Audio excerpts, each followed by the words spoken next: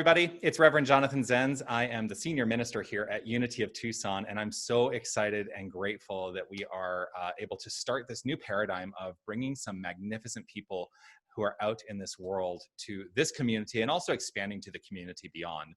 So today, my guest is Julie Moret.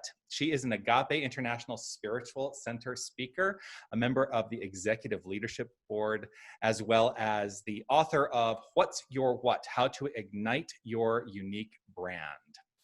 She's an accomplished speaker and personal coach. She has a great talk on TED, and you should definitely check that out. She holds degrees in a wide range of healing modalities, including psychology and neuro-linguistic programming. I am so grateful that she has taken the opportunity to chat with me for a few minutes today. So hello, Julie, how are you? Hi, it's so nice to be with you and Unity of Tucson. I'm so glad to connect. Oh, I'm so grateful that you are here. So grateful that you are here. So I watched your TED Talk. That's where I want to start. I watched your TED Talk on uniqueness, and it's kind of what I wanted to talk to you about today. But before we get there, outside of the introduction, tell us a little bit about yourself. You know what? Is it okay if we pray in? Are you Absolutely. cool with that? I would love to do a prayer. Absolutely, please. I've been running all over the place, and it helps me kind of anchor. You know what? You want to do a passing prayer? Let's do it. Yeah. Okay. You want to start or finish? I'll start. Okay. I will start. Okay. All right, so let's just take in a nice, beautiful, deep cleansing breath. Oh, and release that breath. And allow ourselves to move into that receptive space, that space of the infinite. Recognizing that we are never separate from it. We are always one with, in, and as this infinite power and presence for good.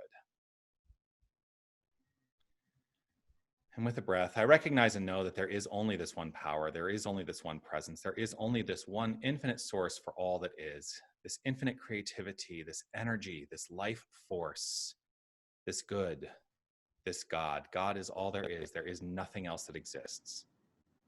And I know that this is who and what I am. I know that this is who and what Julie is. I know that this is who and what each and every one of us is. We are the expression of that perfect impression of consciousness upon itself to create magnificence that is this thing called life. So I know that we are rooted in and living as the good. And this is the point of view from which every activity of life unfolds from this point and evermore. For I am perfectly rooted in this moment with love, kindness, compassion, and perfection flowing forth from me into every activity. I know that this time that we have chosen to be together is a time that is blessed. It is centered in magnificent wisdom and inspiration. And I know that it flows forth to inspire the masses. And so I live in the deep faith and trust of this knowledge. And I welcome the magnificence of Julie to express what needs to be expressed from her point of view in this moment. And I'm so grateful to continue on this thread of prayer, that to know that every single person that tunes in this day or whatever day they tune in, that they get what is needed. I'm so grateful to claim this time activated, that it is filled with vitalizing life force energy, that creativity and illumination and power and transformation are infused in this gathering together, and that each one is so well served up. I bless Unity of Tucson right where it is, alive with light and energy and magnificence and magnetism, and that people are drawn there as a source of healing and transformation and nurturance and power. I bless Reverend Jonathan Zenz right where he is, that everything he needs, he has. So grateful and thankful for his willingness to come forward at this time. So grateful to know and claim that this center, this spiritual center in Tucson, Arizona, is so illuminated that it is a place of goodness on the earth at a time when the earth is so desperately needing it. So I'm grateful for the answer of yes that has come forth from Reverend Jonathan. I'm grateful for the answer of yes that has come forth from Unity of Tucson. I bless Freddie right where he is, thanking him for connecting us.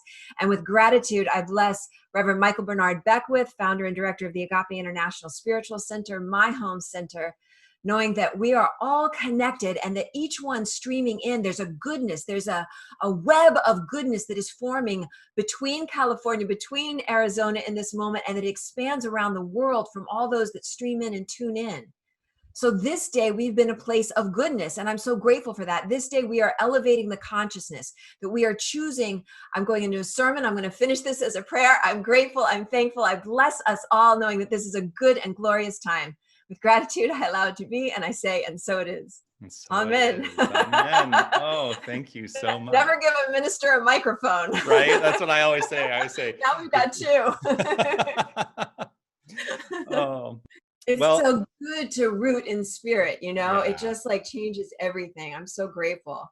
Yeah. Well, thank you for reminding me. You know, sometimes we as ministers need reminders too, you know, to It's just not great. launch Yeah. into everything. All of us. Yeah. Yeah. So, um, so tell me a little bit about yourself. I mean, that Mm. may not have been covered in the in the introduction. You know, what's really on my heart these days, and has been for the last couple of years, is about how do I elevate my frequency? I study a lot of new science. Dr. Joe Dispenza and Bruce Lipton are regular visitors at the Agape International Spiritual Center, and I'm just really interested in how everything that we've known for so long, we spiritual folks, all those that are tuning in, like there's a lot of stuff that we knew, but we knew it in our gut. We just Right. sort of knew it. And now science is like, and this and this and this is why. And so I'm very compelled by that. I like having the data, you know, and I also am interested to see, like, how far can I go in this lifetime, you know? How much can I raise my vibratory frequency? And that includes everything. It includes the foods that I put in my body, because that's going to impact what I can do. It includes the way I take care of my body with stretching and cardio and all that stuff. And it includes the way I stay teachable and humble and learning and sincere and earnest and like all these things. So um, I'm just like really excited and compelled by seeing how far I can go, you know. Yeah. And a big part of that, which ties into What's Your What, my book, and the talk that you mentioned, is for so long I was muddy. Like I was good at a lot of things, but not anything in particular. And I think clarifying our uniqueness, what we're meant to do, is really where it's at, because especially in a time like right now, we're in a double pandemic, you know, Hmm. and we've got a biological virus, we've got a virus of the mind, we've got Black Lives Matter, we've got major things happening in the world, and it can feel overwhelming, you know, like I feel like I need to do like 25 different things right now. And so for me to keep going back to what's my purpose, and be true to it, and that is the way I believe I serve myself, my family, and humanity in the highest way. Like, and so that's what I get excited about, is helping people clarify, like, what's your unique slant on all of this that's going down? What's the way that you can contribute that's your way without mimicking anybody else? Right. Right. So yeah, so to answer your question, what about me? Um, I'm really here to keep growing, to see how far I can go, Hmm. right? Hmm. Yeah. You know, you make me think about what I imagine may have been an experience for you, just based on something you just said around what may have drawn you to the New Thought philosophy. I remember when I first came into it, you know who actually really concretized my desire to make this my life? Because I was an actor and a singer for a couple Uh-huh. decades. And I Okay. actually used to live in Southern California, and you know, I know Okay. Agape really well. And Yes. what really concretized it though was Bruce Lipton, Oh, because wow. yeah, I had started attending a New Thought Spiritual Center in North Hollywood. I don't know if you know Dr. James Mellon. Yes, of So course. so Mhm. he's my mentor in ministry. He taught me Oh, ministry. beautiful. Yeah, so I started Okay. off at his center and went up to the Asilomar conference one summer. It was like Mhm. when I was very young in this movement. And Bruce Lipton was one of the keynote workshops. He was leading a keynote workshop. And I sat there and I remember I was just writing all of this stuff in my notebook and going and going and going. I thought, this is the way that I know spirituality can be addressed in a way that makes it that makes it practical for people. That's what I really got from it. And that's become a major part of my path in terms of how do we make spirituality practical so we put it to use in our lives. And in doing that, that's what I always say. If we can do that, life is just going to get better. Life is just going to get better. Right. Yeah. And I think we're living on a threshold right now. That's been a big part of what I've been talking about recently, is that we're on this threshold of that space of what has been and the space of what will be. Yes. And I think very much so. I think we've been very much moving towards this type of, I hesitate to say, but earth-shattering experience that we have to break down all the old paradigms, and that's what's essentially we're living through right now. And so I look at that with excitement. I look at that with excitement. So yeah, what if you were to look back and say this was the one thing? Like, I look at Bruce Lipton, but if there was one thing that really concretized it for you, what would you say that moment was? That concretized moving into the New Thought movement. Yeah. Is that? Yeah. So I had followed Eric Butterworth at Lincoln Center in New York City when I was living there, and I really appreciated the teachings. It was in Lincoln Center, so they would have Broadway singers come in. It was and it's in this gorgeous theater, so that was a pretty extraordinary experience. And that was my first real introduction to New Thought. And I don't know why I'm thinking of this, but I had a really big, long, yellow winter coat, and I would wear my pajamas underneath and roll out of bed because I lived across the street and come and sit in the way up balconies and listen. So I haven't thought of that in so long. So that was a beginning where I was like, oh, there's something here, but I didn't know a whole lot about it. And then I remember one winter in New York City was particularly cold, and I decided to go to LA for a visit. Didn't know anybody, didn't know what I would do. And I had asked a bunch of my New York friends, what do you do in LA? And 10 different people said, go to Agape. And they were people from very different areas of my life. And so I was like, all right, I'll go check it out. And I had an experience that many people say is their kind of first experience also, where I came in, I sat in the way back, and Michael Bernard Beckwith got on stage, and I just started crying. And I cried top to bottom, the whole time, the ugly cry with snot and I think it was such a relief that I had found people that were like me. I think I had felt different, and I'm sure people listening in have felt this. I felt like there was something a little different. I didn't quite fit into any other niches, and this was it. This was just it, and he was it for me as a teacher. I saw him on stage, and he's funny as can be. He's a deep mystic, and he's powerful, and so it was a resonance. So I didn't really, it wasn't that I was choosing New Thought per se. I was just following what was right. It was I was just compelled.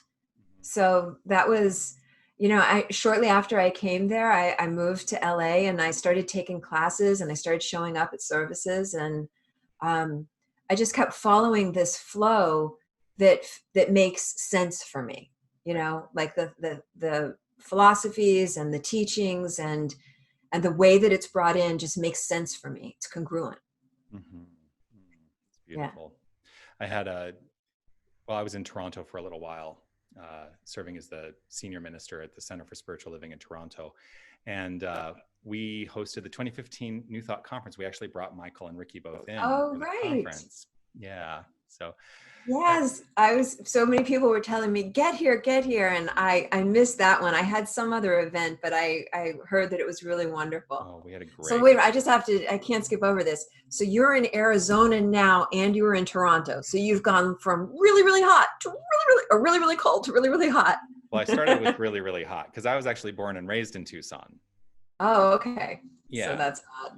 Yeah, and then I went to pursue my dream of being an actor. I lived in New York City. I lived in LA. I became a minister in LA, and that's what then took me to Toronto.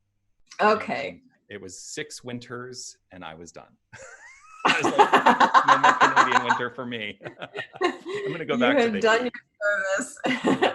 Good. Well, I always tell people, I say, I think it's actually easier to be in the extreme heat because at least I can still go outside. I can go be in the pool. Like I can Right. enjoy that. Whereas when it's extreme cold, all you can do is huddle up in your, and that would make me start crazy. Yeah. Yeah, I totally get it. So I want to, I watched your talk on your TED talk, which is Thank so you. great. So great. And there are a couple of things that you said. The first thing, I love that you say, my uniqueness is my obligation, my job. What a magnificent thing to express and to help people understand as well. Would you be willing just to briefly encapsulate those 3 points, though, that you talked about in your talk? Yeah, what were they? I know. It's like if anybody asked me to talk about something, But we can start with your uniqueness is your obligation, because that's really something to take in. Like I have, or maybe I'll read it. I have a quote in my book that talks about how we're born with something very in particular. I'm going to take a quick minute. Read it. It explains it pretty well.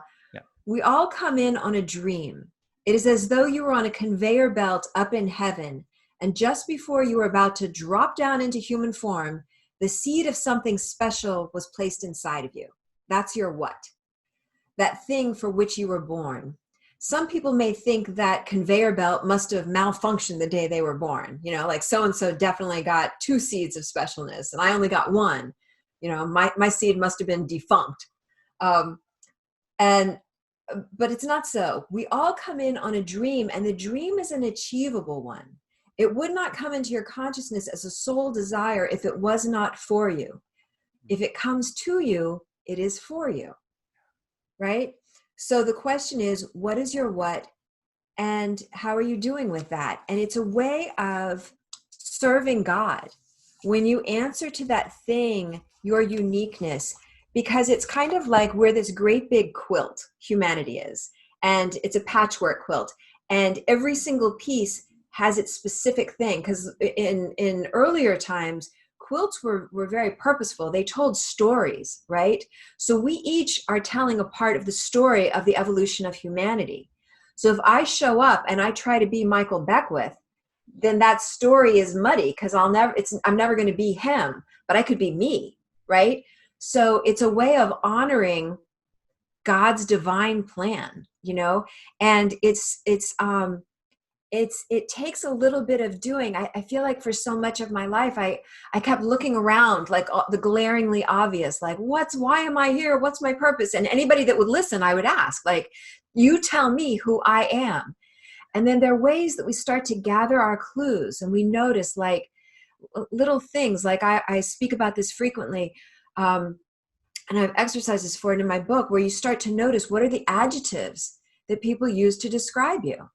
And then after a while, you start to cull those together, and you're going to see that the same adjectives have been used. That's a pretty good indicator that that quality that people are perceiving is part of your gift to the world. So I would hear inspiration a lot, you know? And so finally I got to the point where I could own that and say, oh, okay, even though it doesn't sound marketable, you know, even though it's not really something I could go to mom and dad and say like, I'm a source of inspiration. But once I claimed it, then everything else, it's either in line with being true to inspiration, which is part of the quilt that I hold up. It's either in or it's out. So I think when we become true to ourselves and true to our uniqueness, that's when we start to experience flow. Like everything, I've had extraordinary experiences and it's all come to me. I haven't gone out and really efforted. I've efforted at other things when I was trying to be something that I'm not.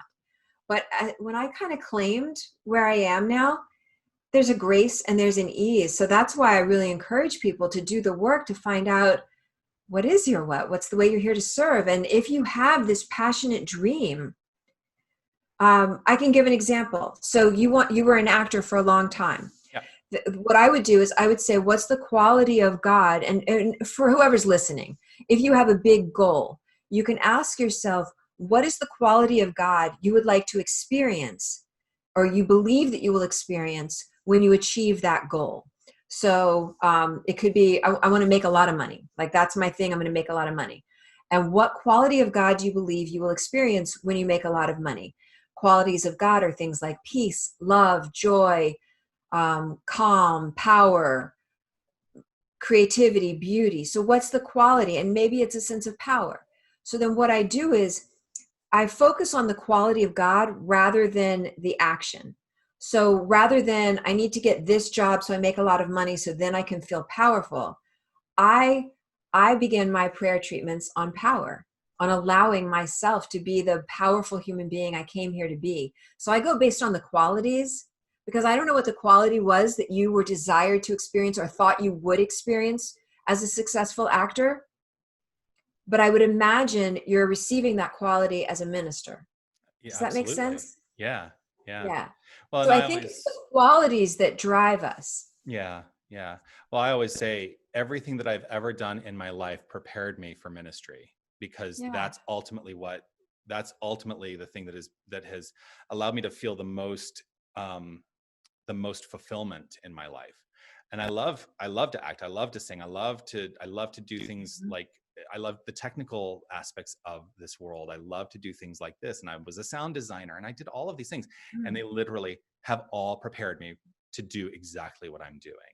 And I think you're And absolutely right. this moment is preparing you for the next moment. Who Right. knows what's coming next? Exactly. And it is all in alignment with what is the quality of God I wanted to experience. And I may have never actually stated it in that particular way, but it for Mhm. sure was a driving motivation for me. So Right. thank you for articulating that.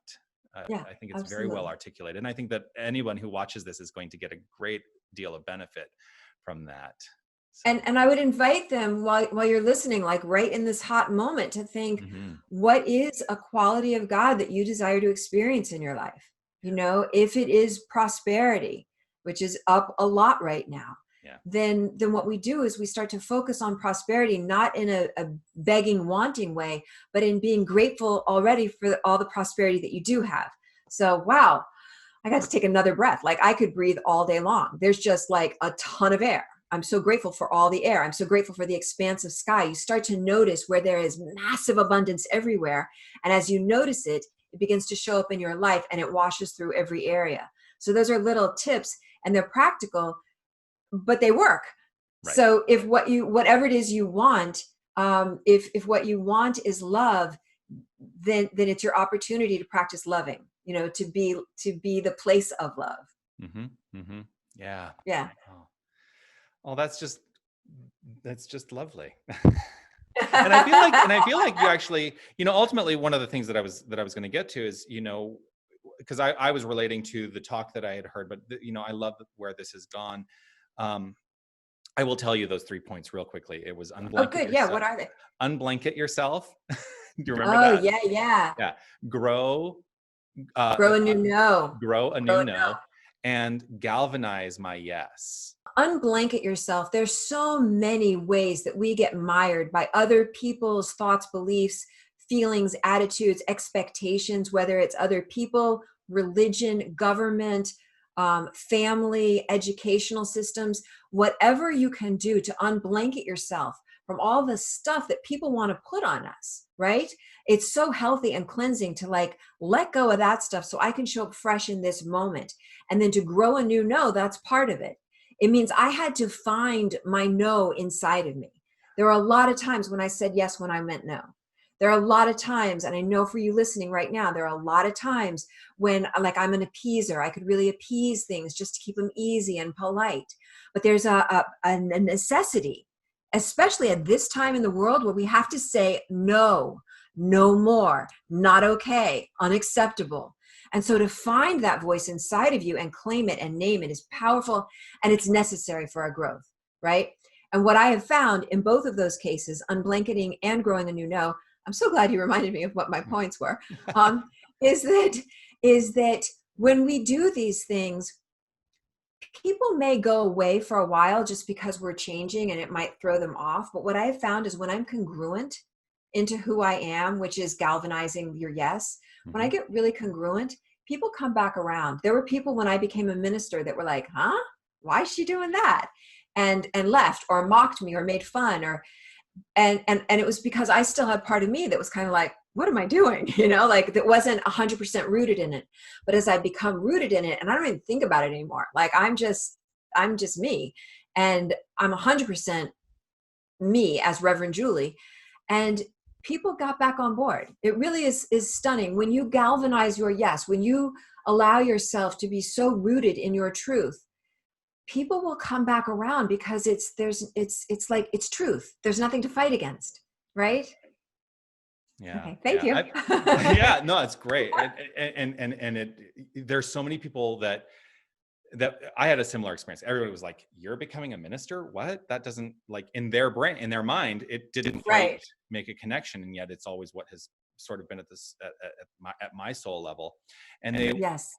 came back, and they have become more involved in my life now, in a Yeah. way that is more spiritually rooted and based. And that I love. That I love. Mm. So, oh, well, yeah, and then I'm going to double back just a little bit, just to say, one of the things that I was going to ask you about is what are some practical approaches to live your uniqueness. But you've already really explained and made this very practical. Yeah. I would say, take a look at things that you used to love to do as a kid or that you feel really passionate about. Whatever creates a flow state. There's a renowned psychologist, Mihai Csikszentmihalyi is his name. And he wrote a book called Flow. And when you're in a flow state, that's your what? That's your thing. So it's when hours pass like minutes. It's when you forget to eat, which for me like never happens. It's when you get so engrossed in something. Take a look at what those kind of activities are, Mhm. and then notice what is the quality of God you're experiencing. That's a clue into what your purpose is, what creates flow for you, um, and absorption, states of absorption, and watch that with your kids too, because that'll be really clues about how you can support their unfolding according to what's their uniqueness rather than like what we want their uniqueness to be, right? Is Right. to notice where do they get really absorbed and then help to explore that, expand that. And um and and I also, the last little tool that I always mention is how you rig your environment so that you are auto producing inspiration. So to place around you pictures, quotations, um, images, sounds, smells, things that feel inspiring to you and that are a reflection of what compels you. And then that helps create more of the same. So if there's certain colors that really awaken your inspiration, make sure they're in your work environment and your home environment. And pictures, quotations, moments when you've been seen as you truly are. I have quotations from Michael Beckwith and Marianne Williamson, and when they saw me, and so those quotes are like right there. And then there was one more thing I wanted to share. It'll come back to me. I think that as long as we feed our environment, we feed ourselves with things that remind us of who we really are, because there's so many things externally that are constantly pulling our attention. Mhm. So if you can make your home or your work environment, which right now is the same thing, an oasis, then that will help to continually like keep auto producing inspiration for you, and that helps us get more rooted in who we are and why we're here. So I tend to the details, tend to what's around you. That's important. Oh, what a great tool. I love that. Mm. I love that. Well, I'm so grateful that you've taken this time to be with me today and to share your wisdom and insight and inspiration with my community. And I trust and know that you and I are now connected, and Yes. we're going to know each other, I think, more than just this. I Deeply love it. And grateful I for just you. want to honor Unity of Tucson, and I want to honor you as their head and leader and guide and source of illumination. And just take a moment to bless all of you and to bless this beautiful center that it's an answer. It's answered prayer right now. So I bless all of you, and I'm so grateful that you're doing the work that you're doing. And it's revitalizing, and it's new, and it's fresh, and it's good. And I bless everybody that's drawn to you. Thank you Yeah, so my very pleasure. much. Yeah. Hey everybody, Reverend Jonathan Zenz here. I want to say thank you for joining me today for this inaugural experience in this new paradigm that we're trying out. And I want to say really a special thank you to Reverend Julie Moret for joining me here today. So grateful that you have taken the time, so grateful that she took the time. And what I would love for you to do is check out the links below for the various feeds for both Julie and for me on Instagram, YouTube, Facebook, all those great places where you can continue to connect with us. Have a magnificent day. I look forward to seeing you soon. And don't forget, you are magnificent.